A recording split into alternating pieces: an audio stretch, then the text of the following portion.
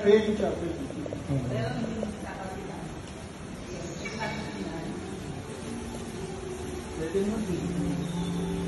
Pwede po makatingin. Oo. Kapasok ako. Pasok. Ganda ng upuan, oh, sofa. Ay, sadali hulog. Ito po yung chapel namin, sir. Ito yung medium, ito yung large. Pag halimbawa gusto nyong kunin yung combine kasi mas marami yung family. Marami. Pwede tayo kumuha ng combine. Pwede, ito i-close lang yan. Yes, pag ano. sir. Tapos sir, ito naman yung family room. Tignan mo rin ito yung family room mo doon. Sa'yo mo yan.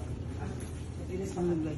Nilinis pa. Nilinis po namin, sir. Sige lang. Dito na tayo, sir, sa kabila, sir. Sige po. Tingnan natin.